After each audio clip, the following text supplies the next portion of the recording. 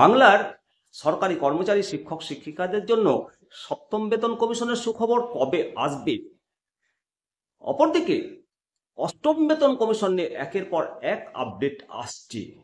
সম্প্রতি কেন্দ্রীয় অর্থমন্ত্রী মাননীয়া নির্মলা সীতারামন সরকারি কর্মচারীদের প্রশ্নের উত্তরে যা জানালেন এবং সম্ভাব্য সপ্তম বেতন কমিশনের কি অবস্থান, এই নিয়ে আজকের প্রতিবেদন।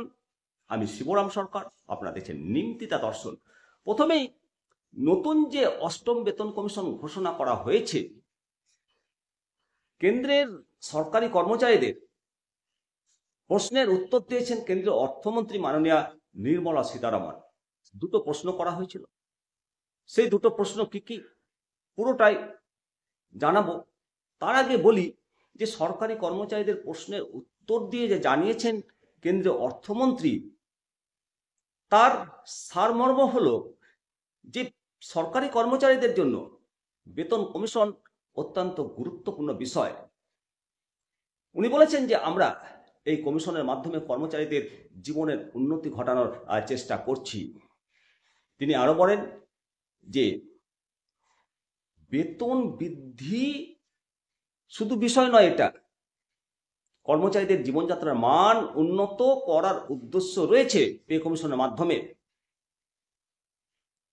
অর্থমন্ত্রী কর্মীদের উদ্বেগের প্রতি সমবেদনা জানিয়ে বলেন যে আমরা বুঝতে পারি আপনারা অনেক দিন ধরে অপেক্ষা করছেন, আমরা অঙ্গীকারবদ্ধ, আমরা সঠিক সময়ে সঠিক তথ্য দেব, পাবেন আপনারা। এছাড়াও উনি বলেন আঙ্গিকে যে নতুন কমিশন কর্মচারীদের জন্য আরো সুযোগ সুবিধা নিয়ে আসবে।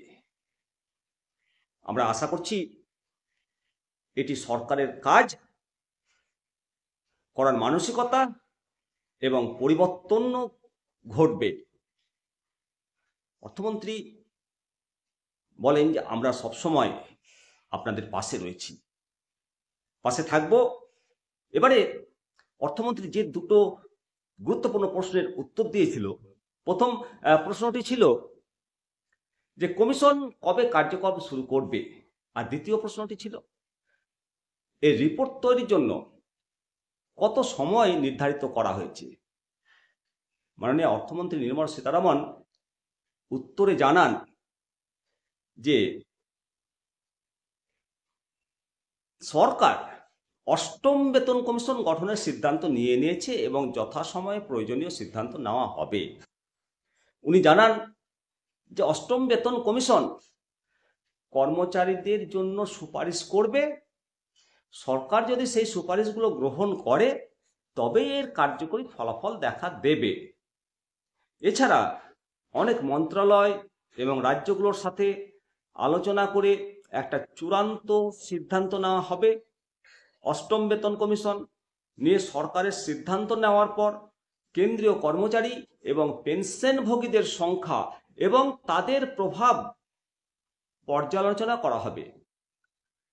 প্রশ্নগুলোর মধ্যে ছিল যে অষ্টম বেতন কমিশন কতটুকু প্রভাব ফেলবে কর্মচারীদের ওপর এবং এর কার্যকরী বাস্তবায়ন সরকারের ওপর কি আর্থিক চাপ বাড়বে, সরকার কি আর্থিক চাপে পড়বে।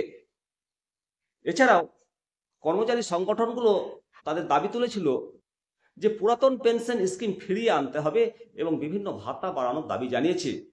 সরকারের পক্ষ থেকে আশ্বাস দেওয়া হয়েছে সমস্ত দাবি যথাসময়ে যথাযথ বিবেচনা করা হবে। অপরদিকে সপ্তম বেতন কমিশন নিয়ে রাজ্য সরকার একটিও কথা খরচ করেনি এখন পর্যন্ত। আপাতত ডিএ নিয়ে একটা ক্ষোভ রয়েছে, সেই ডিএটাকে বাড়িয়ে বাড়িয়ে কর্মচারীদের মনটাকে একটু সন্তুষ্ট করার চেষ্টা করছে, সেটাই আপাতত বুঝতে পারা যাচ্ছে। 14 থেকে 18% ডিএ পাবেন এপ্রিল থেকে। তবে ডিএ বৃদ্ধি এটা কোনো সমস্যার সমাধান নয়, ডিএ বৃদ্ধি করে সমস্যার সমাধান হবে না। সমস্ত কর্মচারী এবং শিক্ষক শিক্ষিকারা চাইছেন এই মুহূর্তে যে বেতন কমিশন ঘোষণা করুক সরকার। সপ্তম বেতন কমিশন পশ্চিমবঙ্গ সরকারি কর্মচারীরা কখন ঘোষণা হয় সে আশায় রয়েছে। আপনারা যদি বাম আমলের দিকে দেখেন তাহলে প্রতি 10 বছর অন্তর পে কমিশন গঠন করা হতো।